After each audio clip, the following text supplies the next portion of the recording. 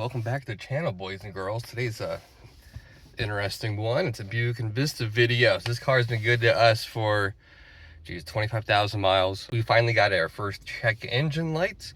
Wife called me at work the other day, 2 days ago, said, hey, engine light's on. So I did some very crude research to see what it could be. What are the most probable causes? Obviously, you can't diagnose with just an engine light. You got to do a code scan.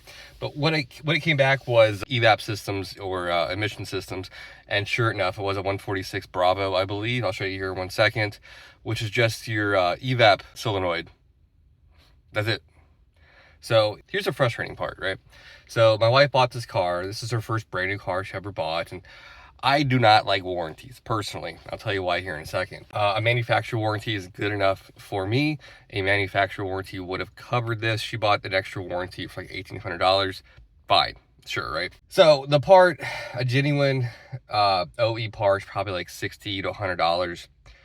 I would have already went and got it. This was my car, put it in. It would have been rectified in 4 minutes. And we're all done. We're good to go, right? I'll show you here in a minute where it is if you want to do it yourself. The wife calls the dealership yesterday, Buick here down in southeastern Virginia. And I told her, hey, just tell the dealership this is what's going on. Your husband already did it. I have a billion things that are going on. So my wife's a big girl. She can handle this. Of course, their response is, well, we'll call you back. We can get someone to diagnose it and you can bring it in, right? So by the time they look at it, they schedule an appointment, they diagnose it, and do a code scan and say, yeah, it's your purge valve. Yeah, we know. And then like, all right, we'll get you scheduled for maintenance to bring it back in. So now you're already out a day, half a day of work, going up there just to have them tell you what you already know. And then they're going to be like, all right, we'll get you in. Is the part going to be in stock? I don't know. Maybe, maybe not. They could have it. It could be a month ordeal. By the time they get it, you got to, schedule around your schedule with their schedule, drop it off. Which, again, this job is literally 5 minutes. I'll show you here in 1 second how simple it is. The tech will take it in about noon, sure. It'll sit in the bay for a couple hours. A tech will look at it by the book. The book will say it's an hour job, but really it's 10 minutes. They'll swap it out, and by 4 or 5 o'clock, you'll get a phone call, your car's ready. So now you've already wasted 4 or 5 hours driving there twice, and that's just a lot of time wasted. My personal opinion where a warranty is warranted for having a manufacturer warranty is drivetrain. Something you don't want to do in your driveway, which is a brand new transmission, brand new engine. Now in that situation, yes, a warranty is good to have. But little nickel dime shit like this, it just drives me absolutely insane. For someone that does everything myself, it just drives me mad, But yeah, the reason why I don't care for warranties, between working at Track Auto, Advanced Auto in high school, and before joining the military, I worked at a place called Best Buy. You might be familiar with it. Long story short, I sold computers there for about 9 months. Their business model at the time I worked there was just taking free money from you in the form of warranties. If you were trying to sell a computer, have it be a desktop or laptop or whatever, if you did not sell the warranty with it, which is another $200 to $300 depending, you had a bad day from the management team. The management team would ask you why you weren't able to sell it, and just a whole freaking commission report as to what's going on. You need to be selling these warranties. At the time, they call it was so ridiculous. Like, hey, I sold this laptop, and the MOD would have to unlock it for you to, sell it to whoever it was.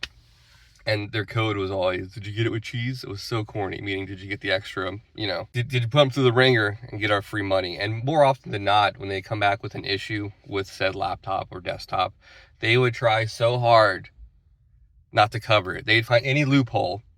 So maybe 1 in 5, someone came up with an issue, they would actually cover it. So that's how they made their money. And the era from like 2000 and 2006 was just warranties. And I remember the day, this is the only job I ever quit. I only walked out. And I don't care. To this day, I don't care. I did this. There was a college guy, and his budget was like $750, give or take, I don't know. And he wanted a laptop. I said, sure, no problem. I'm going to grab my manager. He's going to unlock it for you. And my manager at the time says, I guess the numbers were hurting. It was a Saturday. I guess the numbers were down. And he says, is he getting the warranty? And I said, no, he's a cash buyer, and he can't afford it. I did my whole spiel. You had to hear no like certain amount of times before you had to let it go. And my manager said, well, tell him we don't have it. It's going to hurt the numbers. And I said, okay, yeah, this isn't for me. Sales isn't for me. So I told the guys, we got it. Someone else is going to help you. Have a good day. I walked out. Never went back. I can't stand Best Buy. Oh my God, I can't stand it. Anyways, we're getting off track here. What I'm saying is the frustration, where this is a very common part that's going to fail. Obviously, I Googled it before I even did my code scan. And it's just, you got to deal with the dealership. I wish there was a way to be like, hey, dealership, this failed. I'll bring you the failed part. Just reimburse me for it. That'd be great if that was, you know, some kind of system. There might be something like that out there, but for DIYers, it's just a pain in the ass. So in any case, I'll show you the code here on the code reader and show you what it looks like, and I'll take you under the hood and show you exactly where it is if you want to tackle this yourself. Cool. All right, so we're all hooked up. We got a 146 Bravo Evap Purge pump system. That's just your little purge valve. I'll show you here in 1 second. And in case you don't know, your OBD2 hookup from this car is right here, right on the left side.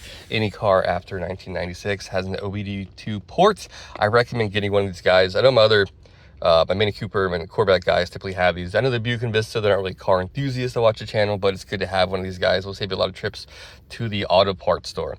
And that way you're not just guessing. Well, you got a little engine light right there, but that's it. That's the only reason. Now, I could clear it and make that go away, but it's not going to fix your problem. But once they do replace the parts, they will clear it, and then you're all good to go. Now, you'll notice if you have this same code, lack of fuel economy, a rough idle, and kind of sluggish on the road because it's messing up your fuel air mixture. Long story short, the Evap system is an emission system that takes all your fuel vapors and it repurposes it back into your intake in some regard. I don't know, at some point somewhere thought it was a good idea, and that's why we have it. That's all it is. And when you turn the car off, all of your leftover vapors in your fuel system, your fuel lines get repurposed back into your intake. That's all it does. But in any case, let me show you where it's at in case you want to tackle this yourself. It is really windy, guys, today. I do apologize. Yeah, this is it right here. That's your purge valve right there. There's 2 10 millimeters underneath it. You got your wire harness, and I believe just 2 connectors right there, and right there. These are both just pinch and pull off. That's it. This thing's idling pretty rough, and it's all due to this guy right there. Yeah. So. The good thing is my wife doesn't drive very far to work. You can drive with this code. I don't recommend it, but for short trips, you'll be okay. The biggest thing is it's going to really mess up your fuel economy. But yeah, that's your culprit right there. That's it. 1, 2, 3 clips and 2 10 millimeters underneath it. And that's all you got to do to swap it out. So if you get that code, you can go to the dealer or you can do it yourself. So cool, guys. That's all I got for today.